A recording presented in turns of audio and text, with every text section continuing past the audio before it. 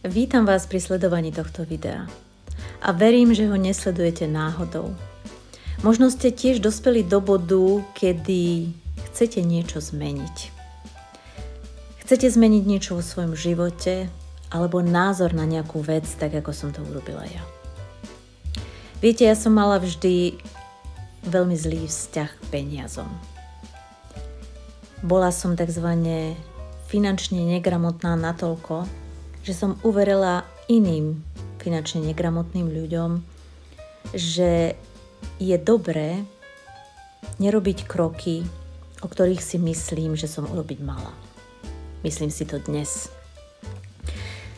Všetci máme veľkú túžbu po slobode. V živote, v myslení, finančnú slobodu. A ono to všetko so všetkým súvisí. Ale sloboda nie je robiť si, čo chcem, kedy chcem, ako chcem. Možno trochu áno, ale to iba tak v pozadí. Pretože sloboda je v prvom rade o disciplíne, o vzdelávaní, o sebarozvoji. No a jedným z tých vzdelávaní je aj finančná gramotnosť. A preto som sa nejakým zázrakom ocitla v oblasti poisťovníctva. Možno to bolo práve to, čo som chcela sa naučiť. V čom som sa chcela dovzdelať, aby som teda tú finančnú gramotnosť mala. Pretože žijeme vo svete peňazí a je dobre o nich niečo vedieť. A ja som mala na poisťovníctvo a poisťovacích agentov úplne hrozný názor. A teraz viem, že všetko na svete sa dá robiť dobre a zle. Dá sa to robiť s dobrým aj zlým úmyslom. A ja som zistila, že sa to dá robiť aj s dobrým úmyslom pre dobro klienta.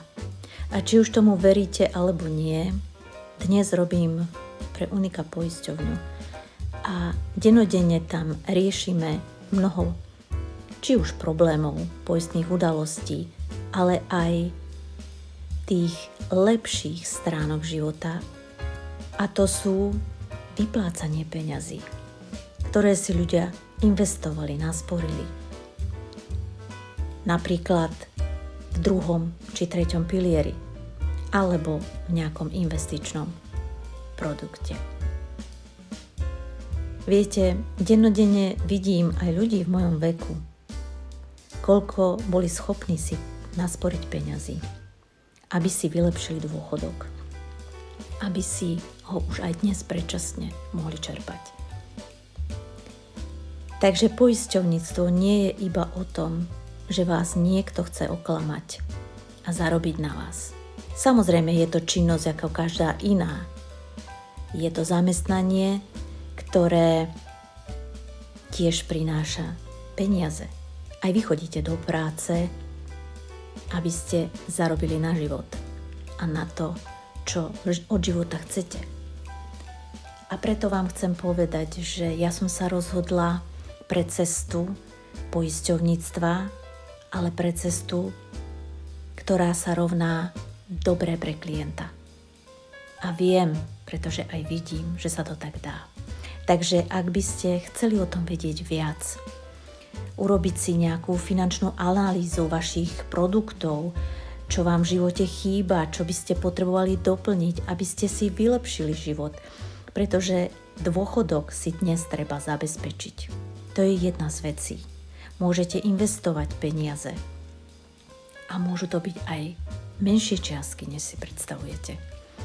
Samozrejme poistenie domu, auta, to je dnes samozrejmosťou.